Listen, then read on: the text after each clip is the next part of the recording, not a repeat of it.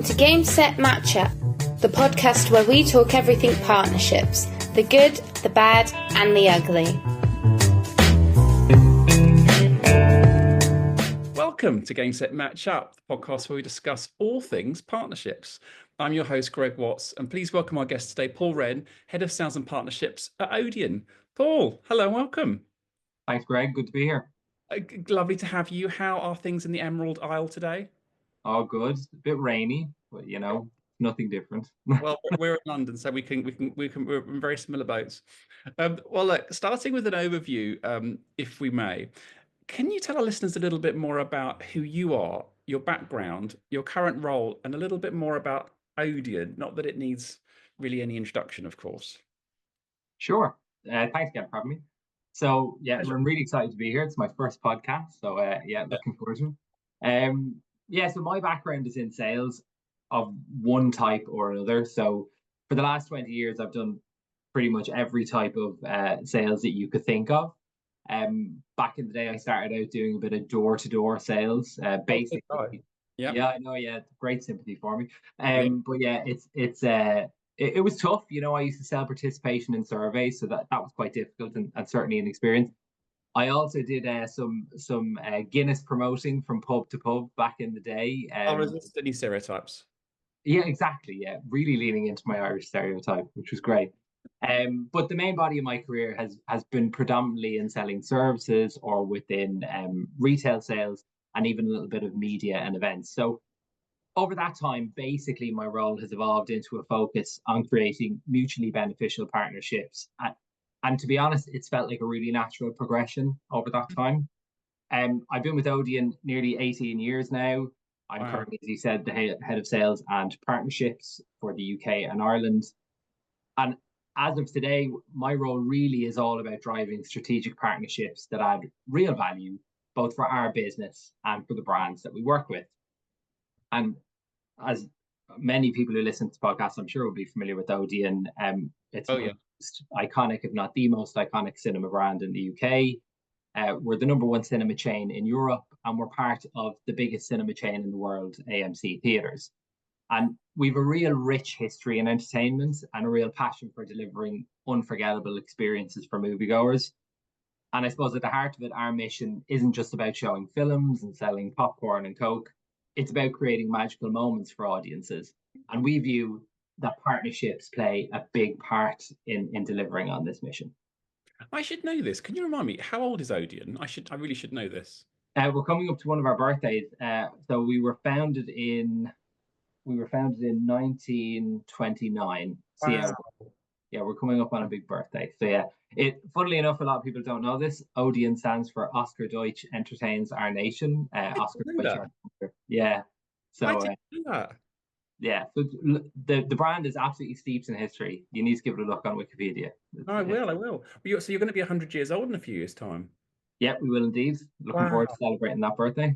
I mean, that's just crazy to think that cinema has been going that long. I mean, I guess it has, but you don't think of it. I don't think of it as that long.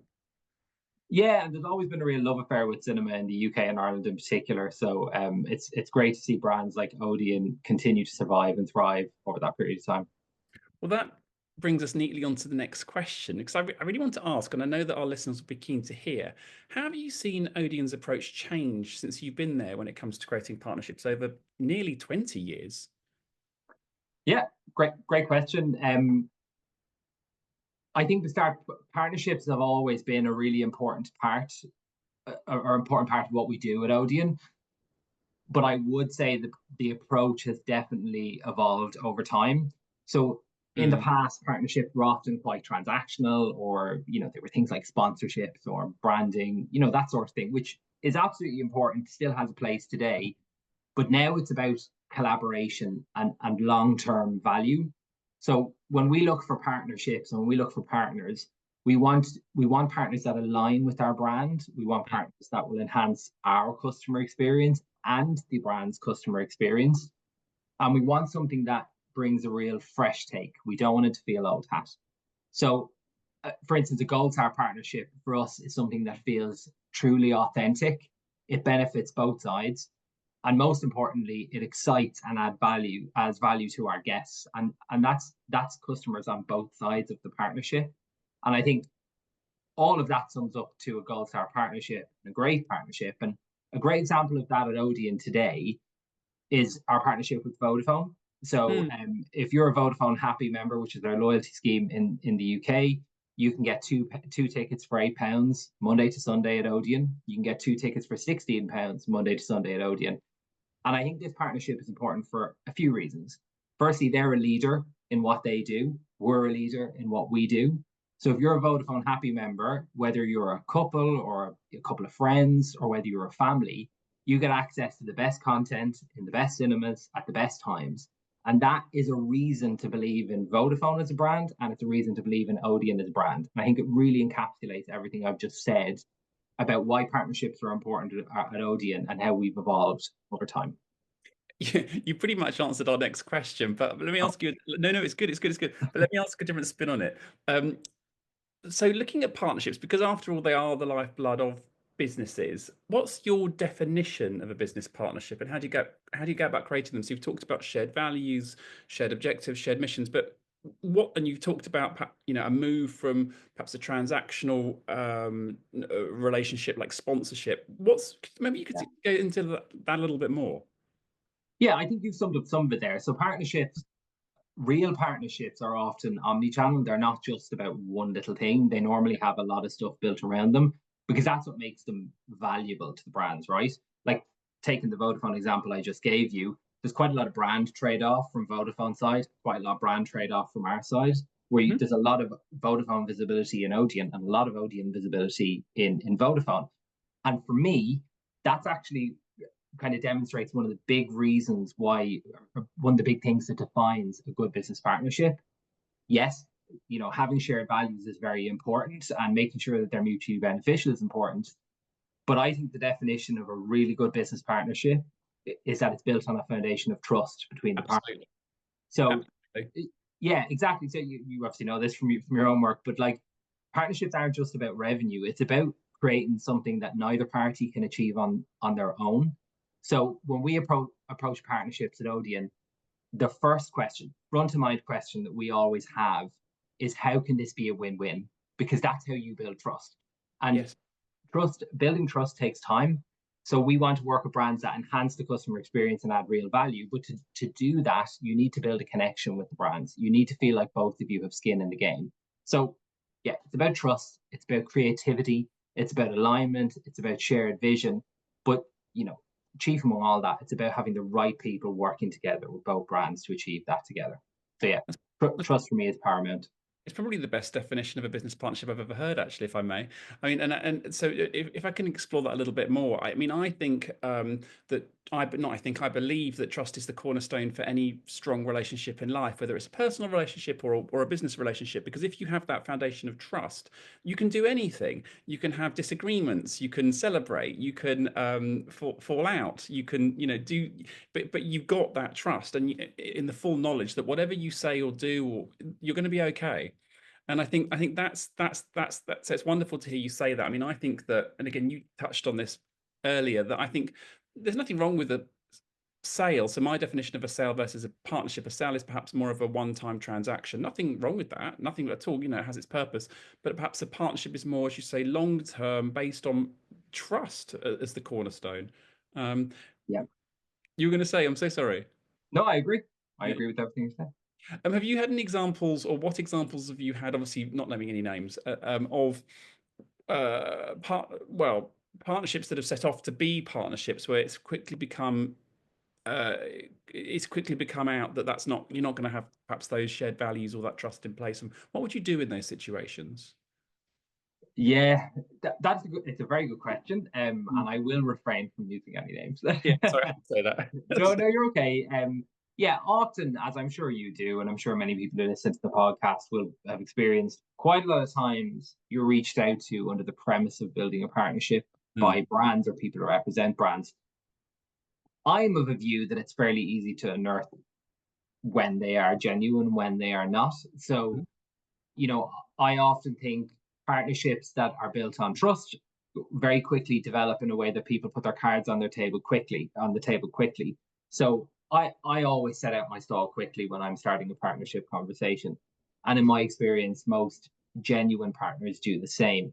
When it becomes clear to me that the partnership has become purely the desire for a partnership is actually the desire for a transactional sale, and that's it, one and done, as you basically said it, I tend to step away from that conversation. And I don't ghost people, that's not my style.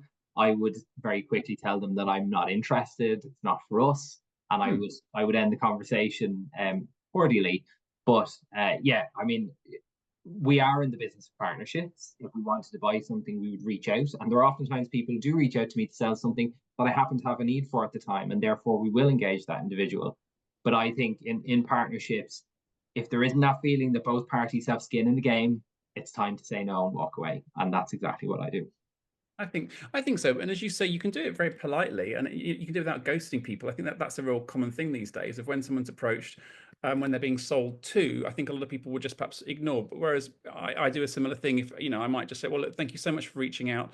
We're not actually looking for your services right now, but thank you. We'll let you know if things change. And just taking the time just to also perhaps just say thank you, but not quite right. I think it's quite nice. Agreed. I think that also, that quite nicely sets the tone for if there could be something in the future. You're being honest from the beginning. Exactly, maintains the relationship. Yes, it's real. Well, for all the budding partnerships people listening, and you started off in sales, and I also started off in sales actually, and I did my fair share of telesales and door knocking, which I actually happen to think is one of the best groundings for what we do now. What advice would you give to your younger self starting out? Perhaps the do's and the don'ts of partnership creation and development. There'd be a lot of advice I'd give to myself. Have you got the whole day? Yes. I've made many of the mistakes that you would make when you move into either sales or partnerships. But yeah, I'd say it probably goes a bit back to trust. But give you a bit more detail, I would say to focus on building relationships, not deals. Yeah. There's this temptation I find when I talk to, like, particularly as new people come into my team, people are really keen on getting the deal signed, moving forward. That's sales. That's not partnerships. Partnerships is about building relationships. It's about building connection, either with the individuals on the brand side or between the parties involved. It's so important, and actually it is completely undervalued in my opinion in partnerships. And oftentimes the partnerships fail is that that they don't get over the line, I should say. People don't spend enough time building the relationship. It's vital in my opinion. So first of all, it would be that focus on the relationship. Partnerships don't close in a week, a month. Some don't even close in a year. Some take a bit longer, and that's okay, because you're laying the groundwork for a successful partnership when you do that. So basically, partnerships are built on trust and relationships, and that takes time. It's just a reality. And one of the biggest lessons I've also learned is that the best partnerships are the partnerships that are not forced. Absolutely. They develop naturally. People want to work together. They see a niche for each other. They see a way to kind of come together, hold hands on something and move forward. They want to. Exactly that. And I think leading on from that, you need to not be afraid to say, this doesn't feel right. Yeah. So don't be afraid to walk away from a partnership or a deal would be the other piece of advice I would give myself. If it doesn't feel right, it probably isn't. If there isn't alignment, it will not deliver the best results. And in some cases, it'll deliver poor results. And it will lead to a problem. It will lead to a difficult relationship, which is the exact opposite of what you're trying to develop with a partnership. Well, So yeah. Don't Sorry, Paul, I'm so sorry. After you, please. After you. No, that just those two things. Basically, focus on relationships. They're not deals. They are relationships first and foremost. And secondly, make sure that you're never afraid to walk away from the deal. And trust your gut, as you were talking about as well. Trust your instincts. I think a lot of us sometimes think, particularly as we're, more junior people or people with less experience coming in, there can be a tendency to think, oh, I haven't done this before. Maybe I'm not so sure, but I'm not so sure about that person, but maybe I'll ignore it. But actually, when you have that kind of flutter in your stomach, actually maybe reaching out to other people to say, what's your take on this person or this deal or that particular thing? But trusting your gut, I think, is also quite important. I agree. And one of the big warning signals of when something isn't going to be right, it's when a prospective partner is refusing to share details of what each party are agreeing to in writing. Oh, So it's often a red flag. I've You know, never understood that. Sorry. no, but you obviously have experienced it as well. Yeah. You get in, you agree something on a call, you follow up, and never be afraid to follow up in writing. Make sure you detail what both parties have agreed, and that's not to catch anybody out or get them to commit to something or sign on the dotted line. It's about making sure there's continuous alignment because that's so important with a partnership, and that's often where you see that kind of fall down with the relationship. In I've my never, experience, yeah, mine too, very much. I've never, that's an immediate red flag when someone simply after a call or a meeting doesn't follow up. I've never understood that. I think some people, and I think I understand psychologically why, but maybe we won't go into that. But some people just have an aversion to being clear with what's been discussed or agreed or what they want, or even saying what they want. I think that sometimes human beings are a little bit reluctant just to write things down. I've never quite understood that because it's just straightforward. a fear of commitment. Yeah, I think so. I think so. I guess that's why I was kind of suggesting maybe not going into it too deeply, but maybe we can. But I think that's it. I think you're absolutely right. And I guess you then look through other elements of those individuals' lives, and maybe there's some threads in there. Yeah, But perhaps you're right. well, typically, I do think that how someone behaves in business and how someone behaves that not in their personal life are normally very similar. Anyway, but maybe this is a podcast for another time. Well, look, having created partnerships for a big chunk of your career, and you've talked a lot about this, and maybe we can get a little bit more insight into it. What are your top tips when it comes to creating high-performing teams and winning cultures? Um, Interesting question. I don't claim to be an expert at this, by the way, because I'm learning all the time, and I think that's the first thing. I think, yeah. Never think you're the smartest guy in the room when it comes to knowing this stuff. So, yeah, I'm still learning. I'm very lucky in Odeon. First of all, we have a fantastic culture. We have a culture of continuous development. We're always invested in as individuals in the organization, and actually, I benefit in the space you've just asked me about because of that. So, culture is a great place to start. So, culture is everything.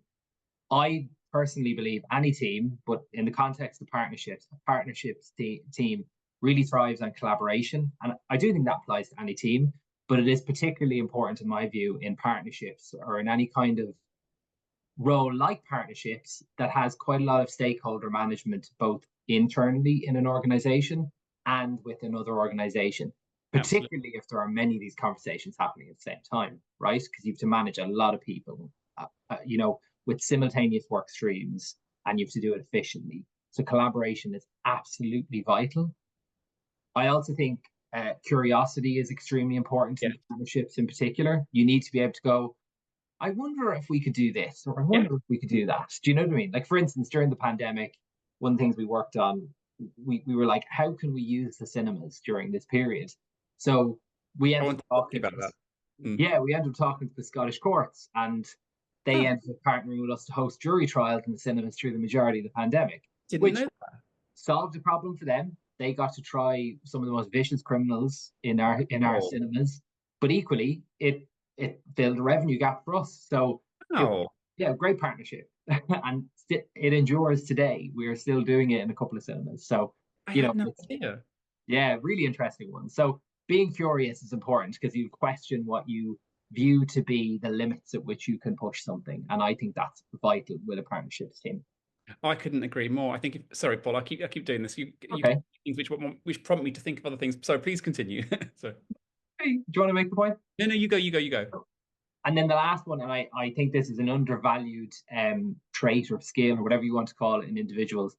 I think when you look at successful partnerships teams and people who are successful in partnerships, I think there's one thing for me that I always find in common with the best people I work with, and that's resilience. Yes. So it's tough to be resilient in sales. I promise you, it's tougher to be resilient in partnerships. So you need to cultivate an environment where people demonstrate resilience, because in partnerships you get a lot of doors closed on you. Sometimes you've got people who kind of drop a partnership at a point at cliff edges. You don't understand why, and you need to try and keep that conversation going. you have to be resilient in this situation. Why do you think it's harder in partnerships versus sales? Because I agree wholeheartedly with that, but why do you think it's harder? Again, a good question. I think in sales, generally, you know the reason why as a salesperson, because you've got a good read on the client because you're selling them something tangible, either a service or a physical product. With a partnership, they're often exploratory. So you don't quite know what the end view is yet. And because they're not often transactional, people don't have an immediate investment in getting them over the line quickly. So as a result, it can be quite difficult to understand, did you do something wrong? Did they just lose interest? So it can be hard to kind of wade through and find the reason. And that can be quite challenging for individuals. I mean, I've had challenges with myself in the past when I've been trying to open up big partnerships, but being resilient in those periods of time, it is very helpful and very important. That's such good advice. And no one in over 100 episodes of our podcast, Game Set Match Up, has ever talked about how partnerships actually is a lot harder in some ways than sales, because and that's so profound, because you are starting off with a partnership of something abstract, or not abstract, it might be too strong a term, but you are starting off, and I hate the term blank sheet of paper, but you are starting off with a lot less, perhaps, let's say that. You're not necessarily starting off with a clear need from the other partner. As you say, it's exploring what could be possible between the two of you. And so both parties at that beginning point have to be open to exploring together, and that's a big commitment when there's nothing specific that you're working toward. So that makes complete sense. That's first for the podcast. It's true. Oh yeah, well, that's certainly my experience anyway. So yeah, it can be tricky. No, thank you for sharing that. It's true, but also, as you say, I mean, you've actually, in my opinion, described all of the qualities of an entrepreneur in terms of being comfortable with ambiguity, the unknown, exploring all of the conversations, all of the opportunities, not necessarily knowing where they're going to go, maybe having some idea where they could go, but then having the resilience that you're going to get perhaps quite a few no's along the way, and you keep going. So perhaps there's another career at some point, but again, that's perhaps a conversation for another podcast. But we have actually met quite a few partnerships people who ended up becoming very successful entrepreneurs, actually, because I do think that very similar. Fingers crossed. Well, careful what you wish for, I can assure you. But yes, well, look, to round us off, one last question, if I may. What do you see the future holding for businesses when it comes to creating partnerships with each other? And what, if anything, will you and Odeon be doing differently? What's the next 17 and a half years, 100 years look like? Great question, and one that we look at this constantly. Looking forward is one of the other things I would have definitely said. It would have been the advice I'd given myself. Always make sure you're looking ahead. Yeah, so I think the partnerships environment is unique, and I think that it is consistently evolving. So partnerships are only going to become more integrated. They're going to become more experience driven. I think we're seeing a real shift towards collaborations that create immersive, unforgettable moments for customers. Basically, partnerships are becoming more emotive. They are driven to drive loyalty. They're driven to drive an affinity between brands. So for Odeon, that means us working with brands that enhance the cinema experience, or certainly our experience, in new ways. And that could be anything. That could be partnerships with somebody in tech. It could be partnerships on exclusive content. It could be just a really unique promotion. Like, we have a great partnership with Milano, and we did something for our Wide My Odeon base recently that we only do for our My Limitless base. So like switching on and off tactical things are so important. So looking ahead, we're going to continue to innovate. We're going to continue to find new ways to engage our audiences through strategic partnerships. And I think, wrapping all that up for me, the area to watch, in my view, is loyalty. Like, loyalty is so important. As that leisure pound comes under increased pressure, we're all fighting to get as big a chunk of that cash as we can. Customers, you and I know this, because we're people like anybody else who buy a product. You want to get the best value for money. So therefore, you will be loyal to the brand that you believe gives you the most bang for your buck. And partnerships are vital in that. Vital, in my view. Well, you've been an absolutely incredible guest for a whole set of reasons, and quite a few game set matchup firsts, I might add.